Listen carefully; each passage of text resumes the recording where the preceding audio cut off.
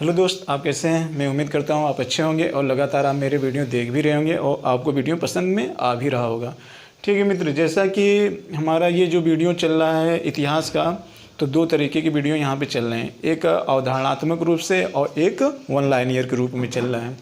तो जो भी वन लाइनियर के रूप में वीडियो चल रहा है मित्र, वह वीडियो में वो सारे प्रश्न ऐसे रखे जा रहे हैं जो आपके एग्ज़ाम में पूछे गए हैं और वो सारे प्रश्नों का एक जगह कलेक्टेड कर दिया जा रहा है। ठीक है मित्र, ये सारी चीज़ें जब वन लाइनियर के रूप में हो जाएंगे तो फिर आपके कॉन्सेप्चुअल वीडियो पूरा चलेंगे। ये सारी चीज़ों को एक बार में पूरा लिंक कर दिया जाएगा। ठीक है, फिलहाल आप इसको वन लाइनियर में पढ़ते चलिए और मैं आपको हमेशा बताता चलता हूँ कि आपके एग्ज़ाम की दृष्टि से कौन सा प्रश्न इम्पॉर्टेंट है। ठीक है, तो आप उसको भी अमल में लाइएगा। आइए, आज का जो वीडियो है ये वीडियो तुलनात्मक तरीके से है। तुलनात्मक तरीके का ये वीडियो है और ये वीडियो समुद्रगुप्त और अलाउद्दीन खिलजी को लेकर बनाया गया है और ख़ास तौर इनके अभियान के संदर्भ में बनाया गया है। ठीक है, इनका अभियान का मतलब ये है कि ये उत्तर भारत में समुद्रगुप्त का अभियान कहाँ से कहाँ तक था, इसके बाद दक्षिण भारत में समुद्रगुप्त का अभियान कहाँ से कहाँ तक था। ठीक इसी तरीके से अलाउद्दीन खिलजी का अभियान उत्तर भारत में से लेकर दक्षिण भारत तक कहाँ तक था। देखिए मित्र, ये प्रश्न आपके पीसीएस में एग्ज़ाम में आ चुका है। अगर आप जाकर देखेंगे तो अलाउद्दीन खिलजी को लेकर भी प्रश्न पूछा है कि अलाउद्दीन खिलजी में उत्तर भारत में जिन शासकों को हराया था वो शासक कहाँ शासन कर रहे थे। इस तरीके का भी प्रश्न पूछा गया है। ठीक इसी तरीके से दक्षिण भारत में समुद्रगुप्त के भी द्वारा प्रश्न पूछा गया है कि समुद्रगुप्त ने दक्षिण भारत के जिन जिन राज्यों को पराजित किया था मित्र, वो राज्य कौन कौन से थे और वहाँ का शासक कौन कौन से था। ये आपके पीसीएस एग्जाम में पूछा गया है। तो उसी को ध्यान में रखते हुए तुलनात्मक तरीके से दोनों चीज़ों को मैंने एक जगह यहाँ पर रख दिया है ताकि आपको बहुत ज़्यादा खोजने की ज़रूरत न हो और अलग से नोट्स बनाने की भी ज़रूरत न पड़े। क्योंकि मैं ये नोट्स यहाँ पर आपको उपलब्ध करवा दे रहा हूँ, तो आपकी नोट्स बनाने में जो एनर्जी खपत होगी वो एनर्जी की आपकी बचत हो जाएगी। ठीक है मित्र, और आपका कॉन्सेप्ट भी क्लियर हो जाएगा।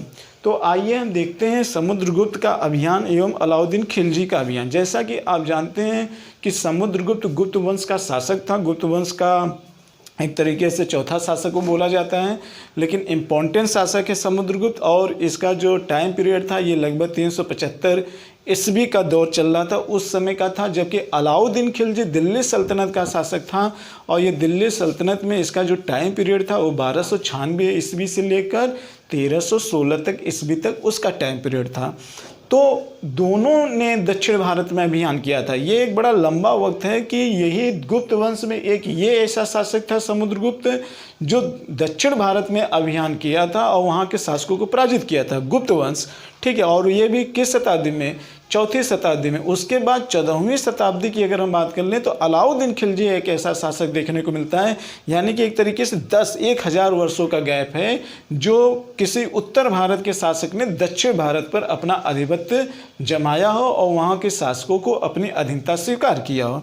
ठीक है, तो ऐसे प्रश्न थोड़ा से ऐतिहासिक दृष्टि से इम्पोर्टेंट हो जाते हैं, इसलिए आयोग आपसे इस ऐसे प्रश्नों को ध्यान में रखकर पूछता है। तो आइए देखते हैं समुद्रगुप्त के बारे में देख लेते हैं कि आखिर में उसने उत्तर भारत और दक्षिण भारत के कितने प्रांतों को विजित किया हुआ था। तो जैसा आप जानते हैं मित्र, हरिश्चंद्र नामक एक राजकवि हुआ करता था जो समुद्रगुप्त के दरबार में रहा करता था। जी हाँ, उसके भी द्वारा पता चलता है। और एक समुद्रगुप्त के प्रयाग प्रशस्ति है, उसके भी माध्यम से ये पता चलता है कि समुद्रगुप्त जो है वह उत्तर भारत में 9 राज्यों और दक्षिण भारत में 12 राज्यों पर क्या किया था, विजय हासिल किया था। उत्तर भारत के 9 राज्य और दक्षिण भारत के 12 राज्यों पर विजय उसने प्राप्त किया था, जिसमें से आपके सामने इन राज्यों के बारे में चर्चा की गई है। तो आइए देख लेते हैं मित्र कि समुद्रगुप्त वो उत्तर भारत में यहाँ पे लिखा हुआ है उत्तर भारत और यहाँ पे लिखा है दक्षिण भारत। तो समुद्रगुप्त ने उत्तर भारत का मतलब ये हुआ कि जो विंध्याचल पर्वत का उत्तरी भाग है वह उत्तर भारत होगा और जो विंध्याचल पर्वत का निचले वाला भाग है वो क्या कहलाएगा, दक्षिण भारत कहलाएगा। तो उत्तर भारत में उन्होंने किन किन क्षेत्रों पर विजय हासिल किया था वो देख लेते हैं। तो देखिए उत्तर भारत में लिखा हुआ है मालवा, अर्जुनायन, योधो, मद्रक, आभीर, पार्जन, सनकानिक, काक और खरपरिक, ये उस समय के नाम दिए गए थे मित्र, जिनका आज का क्षेत्र कुछ अलग नाम से जाना जाता है। जैसे कि मैं आपको बता दूं, मालवा तो आप समझते ही होंगे, वही मालवा का पठार वाला जो एरिया है वो मालवा वाला क्षेत्र है, ज़्यादातर एमपी वाला क्षेत्र। देखिए ये जो 9 राज्य है मित्र, आपको ध्यान में रखना है कि 9 राज्यों में स्पेशली यहाँ पर 4 राज्यों के अंतर्गत ये बात करता है। एक तो जम्मू कश्मीर वाला क्षेत्र है, दूसरा पंजाब को ले लेते हैं, तो हालांकि जम्मू कश्मीर के क्षेत्र में नहीं, वो पंजाब के ही अंतर्गत आ जाता था। तो पंजाब, मध्य प्रदेश के अलावा जो एक नेपाल वाला बेल्ट था वहाँ पर, ठीक है। तो ये एक तरीके से देखेंगे मध्य प्रदेश, पंजाब, राजस्थान और नेपाल तक के क्षेत्र पर इन्होंने पूरी तरीके से उत्तर भारत पर कब्जा कर लिया था। कहा जाता है इनके बारे में कि समुद्रगुप्त ने हिमालय पर्वत से लेकर यानी कि जम्मू कश्मीर से लेकर कामरूप यानी कि असम वाला बेल्ट तक इसने पूरा कब्जा किया हुआ था। असम तक, कामरूप कहाँ पड़ता है? असम में पड़ता है, तो वहाँ तक इसने कब्जा किया हुआ था मित्र। ये जो आभीर है ना, ये आभीर नेपाल वाला क्षेत्र है। ये आभीर कौन सा क्षेत्र है? नेपाल है। जबकि मद्रक, योधो और अर्जुन नायन वाला जो क्षेत्र पड़ता है ये आपके राजस्थान वाला क्षेत्र है। ये आपका मद्रक जो हो गया, अर्जुन नायक जो हो गया, ये आपका राजस्थान वाला क्षेत्र पड़ता है। मद्रक जो है मित्र ये पंजाब वाला बेल्ट है, थोड़ा सा ध्यान रखना आप, पंजाब है। जबकि ये योधो वाला जो क्षेत्र यहाँ पड़ता है ये राजस्थान वाला बेल्ट पड़ता है। और ये आभीर वाला जो क्षेत्र पड़ता है ये आपका उस समय नेपाल का एरिया भी आभीर की ही अंतर्गत आता था। तो इस तरीके से देखेंगे तो ये यूपी वाला बेल्ट, पंजाब वाला बेल्ट, राजस्थान वाला बेल्ट और आपके बिहार, पूरी तरीके से इस 9 राज्यों पर उसने विजय प्राप्त किया था। पूरा उत्तर भारत में वो कब्जा कर लिया था। यहाँ पर मैंने आपको इसलिए लिखवा दिया क्योंकि ये आपको नाम याद होने चाहिए कि ये उस समय के 9 प्रांत थे जिस पर उसने विजय प्राप्त किया था। तो ये 9 प्रांत आपको याद होने चाहिए। वो पूछेगा नहीं कि अकबर समुद्रगुप्त का राजस्थान में साम्राज्य विस्तार था कि उसका बिहार में था, ऐसा नहीं। अगर उसके संदर्भ में पूछेगा तो नाम यही आएंगे, यही 9 प्रांत आएंगे। तो इसी 9 प्रांत को आपको लिखना होगा। इसमें सोच सकता है कि दक्षिण दे दें, तो आपसे ये नाम अगर दक्षिण वाला अलग करके उत्तर भारत में सम्मिलित कर देगा और आपसे पूछेगा कि इनमें से उत्तर भारत के 9 प्रांतों में कौन से सम्मिलित नहीं है, तो आप कैसे अलग कर पाओगे? जब आपको इनका नाम याद रहेगा तभी तो अलग कर पाओगे, नहीं तो कैसे अलग कर पाओगे? ठीक है, तब आपको ये नाम पता होना चाहिए। इस प्रांतों को उसने क्या किया था? अपने साम्राज्य में मिलाया था। कौन मिलाया था? समुद्रगुप्त ने मिलाया था उत्तर भारत के 9 प्रांत। अब ये देखिए मित्र, कुछ शासक आते हैं जो उत्तर भारत के शासक हैं, ठीक है। तो ये उत्तर भारत के शासक हैं, जैसे रुद्रदेव हो गया, मत्तिल हो गया, नागदत्त हो गया, चंद्रवर्मा हो गया, गणपति वर्मा हो गया, नागसेन हो गया, अच्युत हो गया, नंदी हो गया, बलवर्मा हो गया।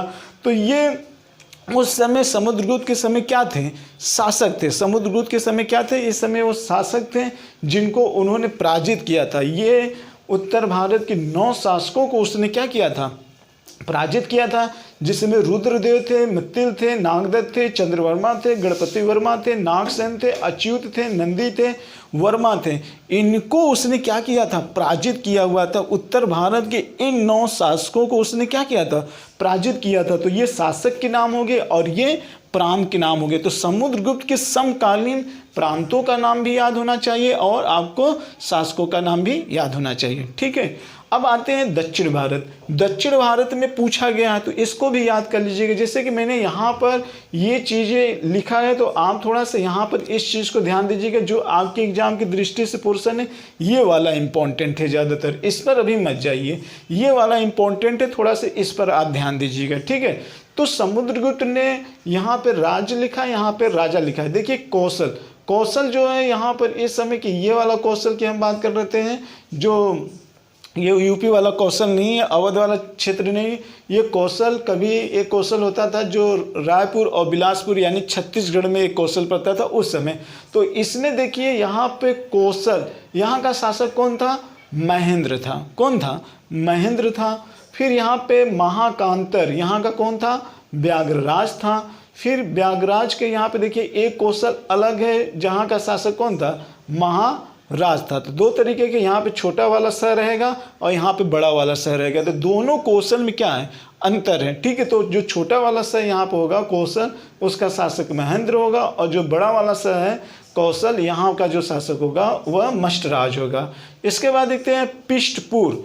दक्षिण भारत में एक प्रांत पड़ता है पिष्टपुर, वहाँ जो था महेंद्रगिरी था। ठीक है, इसके बाद देखते हैं फिर यहाँ पे एक कांची वाला, ये इंपॉर्टेंट है, कांची वाला। एक ये भी आप देख सकते हैं एरंडपल। ठीक है मित्र, तो ये है एरंडपल। तो एरंडपल का शासक कौन था, दमन था। कांची का कौन था, विष्णुगुप्त। ये देखिए मित्र, जहाँ पल्लवों ने दक्षिण भारत में अपनी राजधानी बनाई थी कांची, पल्लवों ने अपनी राजधानी कहाँ बनाई थी, कांची। ये एक तरीके से महेंद्र वर्मन, नरसिंह वर्मन के क्या थे, पूर्वज थे। इसी कांची पर वहाँ ने समुद्रगुप्त पहुंचकर उन पल्लवों को हराया था, और उस समय जो शासक था वो कौन था, विष्णुगुप्त था। कौन था शासक, विष्णुगुप्त था। उसको पराजित किया था, जिस कांची को राजधानी किसने बनाया था, पल्लवों ने बनाया था, और जिसका वास्तविक संस्थापक कौन होता है, सिंह विष्णु होता है। तो उसको पराजित किया था। यहाँ पे देख लेते हैं अवमुक्त।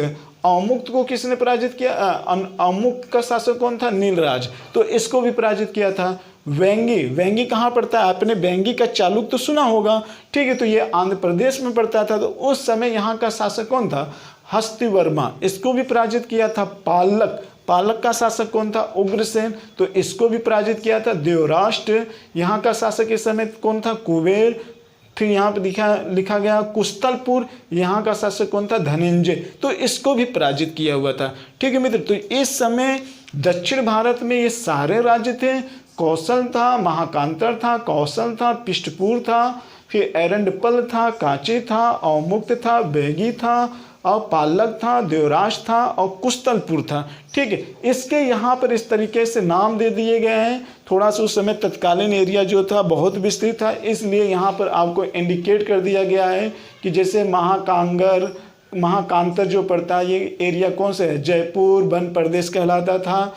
ठीक है, जयपुर वन प्रदेश कहलाता था। ये पिष्टपुर जो था पीठापुर गोदावरी जिला एपी कहलाता था। कोठू जो था गंजाम उड़ीसा, ये इधर था। विशाखापत्तनम था। ये एक तरीके से तुलनात्मक आज के क्षेत्र को दर्शा देता है कि जो पहले प्राचीन नाम थे उसका एरिया कहाँ था, वो चीज़ें यहाँ पर आपके सामने थोड़ा शो कर रहा है। क्योंकि ये प्राचीन इतिहास है मित्र, तो प्राचीन इतिहास में सटीक डाटा का पता नहीं चल पाता है। लोगों का एक अपना यहाँ पर थोड़ा से अनुमान भी व्यक्त किया जाता है। लेकिन हाँ, जो समुद्रगुप्त के प्रयाग प्रस्ती अभिलेख में जो चीज़ों का उत्तरण किया गया है वो इसी तरीके से वहाँ पर शिलालेखों में लिखा गया है कि इस समय दक्षिण भारत में ये प्रांत थे और यहाँ का शासक था जिसको समुद्रगुप्त ने पराजित किया हुआ था। तो इस चीज़ को थोड़ा सा ध्यान रखिए मित्र। इसी चीज़ को ध्यान में रखते हुए विसेंट स्मिथ ने समुद्रगुप्त को भारत का क्या कह दिया है, नेपोलियन कहा गया है। हालांकि अगर हम कहें नेपोलियन से भी ज़्यादा समुद्रगुप्त शक्तिशाली था। क्योंकि ये था कि नेपोलियन तो युद्ध लड़ा था, वो तो अपने कई युद्ध उसने हारा भी था, लेकिन समुद्रगुप्त के बारे में ऐसा लिखा गया है कि समुद्रगुप्त एक ऐसा शासक था कि कोई भी युद्ध नहीं हारा था, वो कोई भी युद्ध नहीं हारा था। ठीक है, इसलिए हम ये कहना चाहेंगे कि नेपोलियन को ये कहना चाहिए था कि भारत का समुद्रगुप्त है। नेपोलियन को कहना चाहिए था कि ये भारत का समुद्रगुप्त है, जबकि उल्टा हो गया कि इसे भारत का नेपोलियन कर दिया जाता है। क्यों? क्योंकि विसेंट स्मिथ थे, तो लोग अपना तो पक्ष खींचेंगे ही, सीधी सी बात है। तो ये चीज़ें थोड़ा से आपको ध्यान में रखना होगा। और इसके बारे में इसको आप देखेंगे प्रक्रमांक, जैसे इसको पदवी दी गई है, व्यागराज की पदवी इसको दी गई है। पूरे समस्त पृथ्वी को बांधने वाला भी शासक अगर कोई था तो कौन था, यही था। कौन? समुद्रगुप्त था। इसने भारत में पूरी तरीके से केंद्रीकृत व्यवस्था को स्थापित कर लिया था और एक तरीके से गुप्त वंश का सबसे अधिक साम्राज्य विस्तार युद्ध के बल पे जीतने वाला कौन था, तो समुद्रगुप्त था। ये चीज़ ध्यान रखिएगा। तो हम फिर से आपसे ये कहना चाहते हैं कि समुद्रगुप्त उत्तर भारत में 9 और दक्षिण भारत में 12 राज्यों पर उसने विजय हासिल किया हुआ था। उनके शासकों का नाम आप जरूर याद कर लीजिएगा, प्रांतों का भी नाम याद कर लीजिएगा, और इसी के आधार पर उसको बड़ी उपाधियां दी गई है, जैसे पूरे पृथ्वी को बांधने वाला शासक किसे कहा जाता है, तो इसी को कहा जाता है, समुद्रगुप्त को कहा जाता है। ठीक है, तो ये चीज़ थोड़ा से आप ध्यान में रखिएगा। आइए हम अलाउद्दीन खिलजी के बारे में अध्ययन कर लेते हैं। अलाउद्दीन खिलजी भी आपके एग्जाम की दृष्टि से काफ़ी ज़्यादा इम्पोर्टेंट है। और अलाउद्दीन खिलजी दिल्ली सल्तनत का एक ऐसा शासक था जो पूरे भारत को केंद्रीकृत व्यवस्था में बनाए रखने का पूरा अथक प्रयास किया हुआ था और वो अपने उद्देश्यों में काफ़ी सफल भी हुआ था। अलाउद्दीन खिलजी जो जलालुद्दीन खिलजी का क्या था, भतीजा था। इस चीज़ को आप थोड़ा सा ध्यान रखिएगा, भतीजा भी था और दामाद भी था। तो डिटेल्स वहाँ पे पढ़ाया जाएगा, बट तुलनात्मक रूप से आप यहाँ पे देखिए कि अलाउद्दीन खिलजी ने उत्तर भारत के इतने प्रांतों पर उसने विजय प्राप्त किया था। अलाउद्दीन खिलजी यहाँ पे लिखा हुआ है, अलाउद्दीन खिलजी का अभियान। तो अलाउद्दीन खिलजी में उत्तर भारत में किन किन प्रांतों को जीता था, इसको भी ध्यान में रखिएगा। और दक्षिण भारत में किन किन प्रांतों को जीता था, इसको भी ध्यान रखिएगा।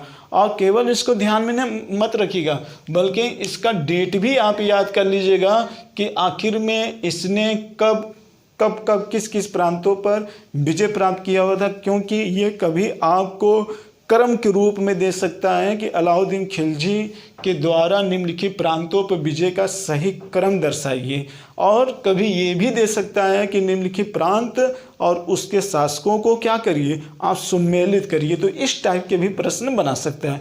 इम्पॉर्टेंट है, ठीक है, इम्पॉर्टेंट है, तो इसको आप ध्यान में रखिएगा। देखिए मित्र, उसने पहला आक्रमण जो किया था वो जैसलमेर में विजय में किया था, जो कब किया था, 1298 में।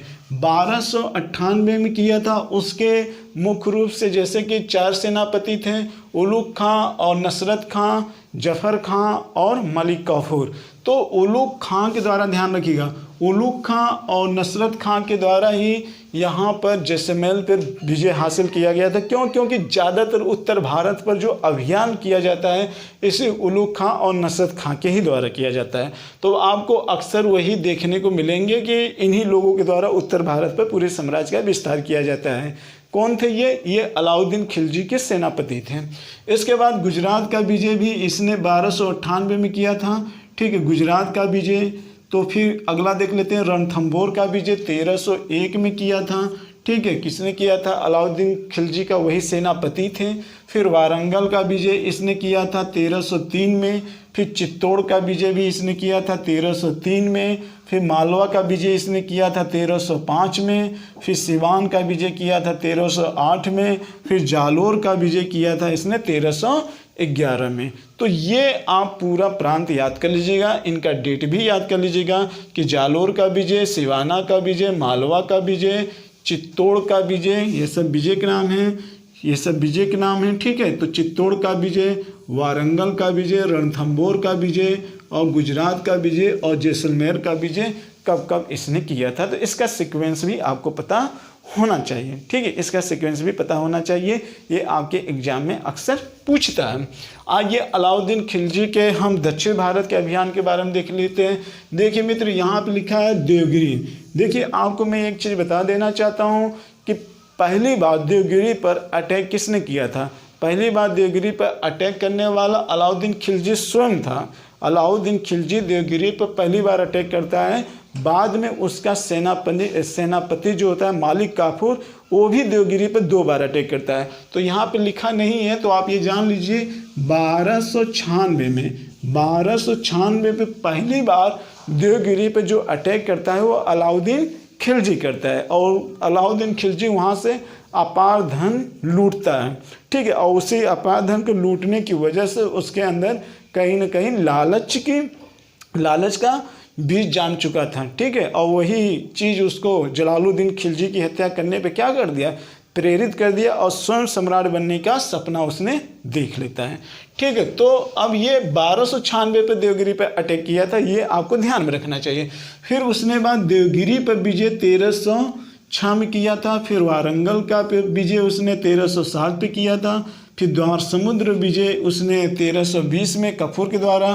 फिर मदुरा का विजय 1311 में। फिर देवगिरी का पुनः विजय उसने कब किया था, 1312 में। तो ध्यान में रखिएगा, मलिक काफूर के द्वारा 1307 में देवगिरी पर भी अटैक किया गया था और मलिक काफूर के द्वारा 1312 में भी अटैक किया गया था और अलाउद्दीन खिलजी के द्वारा 1296 में भी यहाँ पर अटैक किया गया था। इस चीज़ को आप ध्यान में रखिएगा। अब देखते हैं मित्र, ये सारे शासकों के बारे में देख लेते हैं कि आखिर में यहाँ का उत्तर भारत का शासक कौन था और दक्षिण भारत का शासक कौन था। इन प्रांतों के संदर्भ में देख लेते हैं, यानी देवगिरी का शासक कौन था, वारंगल का कौन शासक था, द्वार समुद्र का कौन शासक था, मदुरा के विजय के संदर्भ में कौन शासक था और देवगिरी पर पुनर्विजय पर जो विजय प्राप्त हुए थे वो कौन कौन शासक थे। तो यहाँ पे देखिए लिखा गया है, यहाँ पे लिखा गया है कि अलाउद्दीन खिलजी के समय उत्तर भारत में पहला यहाँ पे लिखा गया है। तो अलाउद्दीन खिलजी पे पहला शासक जैसलमेर का कौन था, तो कड़ था। कौन था? कड़ था। इसके बाद देखेंगे फिर गुजरात उत्तर भारत का देख लेते हैं, तो रणथंभौर का मित्र यहाँ पे हमीर देव था। ठीक है, रणथंभौर का हमीर था। गुजरात का कौन था? कड़ था। तो गुजरात का कौन था? कड़ था। और इसका कौन था? रणथंभौर का तो हमीर शासक था। वारंगल का शमसुद्दीन था। ठीक है, और चित्तौड़ का कौन था? रतन सिंह था। और आप मालवा के देखेंगे तो महाकल देव थे। और मालवा के बाद सिवान को देखेंगे तो शीतल देव थे। और फिर जालोर का देखेंगे तो कान्हड़ देव थे। तो ये आप थोड़ा से शासक के ध्यान में रखिएगा। गुजरात के कौन थे? कड़ थे। रणथंभौर के कौन थे? तो ये राणा हमीर थे। और फिर वारंगल का कौन था? शमसुद्दीन था। चित्तौड़ का कौन था? रतन सिंह थे। ठीक है, और फिर यहाँ पे देखेंगे सिवान का कौन था, तो आपको यहाँ के सिवान के मिल जाएंगे महाकल देव, शीतल देव और कल्हड़ देव यहाँ नीचे। तो ये क्रम दिया गया है, तो क्रम को आप थोड़ा से याद कर लीजिएगा मित्र। ठीक है, आप इस चीज़ को याद कर लीजिएगा, ये आपके काम आएगा।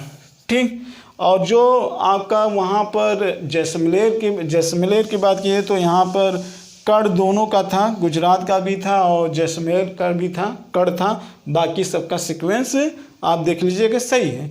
इसके बाद आप देखेंगे कि दक्षिण भारत में देखिए पहले देवगिरी का कौन है, तो देवगिरी का रामचंद्र हैं। फिर इसके बाद देखेंगे वारंगल का कौन है? रुद्र प्रताप देव हैं। फिर इसके बाद यहाँ पे देखेंगे बीरबल्लाल अगर आप देखेंगे तो मदुरा के हैं। बीरबल्लाल कहाँ के हैं? मदुरा के हैं। फिर देवगिरी के कौन से हैं? फिर यहाँ पे देखेंगे देवगिरी पर पुनर्विजय, ये देखिए मित्र मदुरा के वीर सुंदर पांड हैं। तो वीर सुंदर पांड किसके हैं? इसके हैं, मदुरा के हैं। ठीक है, द्वार समुद्र के कौन है? तो द्वार समुद्र के बीरबल्लाल हैं। और प्रताप रुद्रदेव कौन से हैं? तो प्रताप रुद्रदेव देखेंगे तो वारंगल के हैं। और रामचंद्र देवगिरी के ऑलरेडी पहले था ही। ठीक है, देवगिरी पे कौन था? रामचंद्र देव ऑलरेडी देवगिरी पे था ही। तो फिर से देख लीजिए वारंगल पे कौन है? प्रताप रुद्रदेव हैं। और बीरबल्लाल कहाँ के हैं? मदुरा के हैं। बीरबल्लाल यहाँ के होंगे ना, द्वार समुद्र के। बीरबल्लाल कहाँ के हैं? द्वार समुद्र के हैं। और वारंगल का कौन है? प्रताप रुद्रदेव हैं। द्वार समुद्र का बीरबल्लाल हैं। और मदुरा का कौन है? सुंदर पांडे। ठीक है, तो ये शासकों का क्रम आप जरूर याद कर लीजिएगा। ठीक है, ये एग्जाम की दृष्टि से क्या है? इम्पॉर्टेंट है और ये प्रश्न आपके एग्जाम में पूछे जाते हैं। तो इस तरीके से समुद्रगुप्त के द्वारा उत्तर भारत दक्षिण भारत के अभियान के बारे में पढ़ा और अलाउद्दीन खिलजी के बारे में भी आपने उत्तर भारत और दक्षिण भारत के अभियान में पढ़ा। ठीक है, और जैसा मैं फिर यहाँ पे रिपीट कर देना चाहता हूँ कि यहाँ से क्वेश्चन पूछे जाते हैं और जब प्रश्न आता है तो अक्सर गलत हो जाते हैं। इसलिए आप इनको ध्यान में जरूर रखिएगा कि किन किन प्रांतों पर समुद्रगुप्त ने विजय प्राप्त की थी और वहाँ का शासक कौन था। इसी तरीके से अलाउद्दीन खिलजी ने किन किन प्रांतों पर विजय प्राप्त किया था और वहाँ का शासक कौन था। ठीक है, तो ये आप थोड़ा सा जहन में बैठा लेना, आपकी एग्जाम की दृष्टि से क्या है? इम्पॉर्टेंट है। तो इसी के साथ हम इस वीडियो का समापन कर रहे हैं। नेक्स्ट टाइम एक नेक्स्ट वीडियो के साथ हम फिर आपके सामने उपस्थित होंगे। इसी के साथ जय भारत, जय हिंद।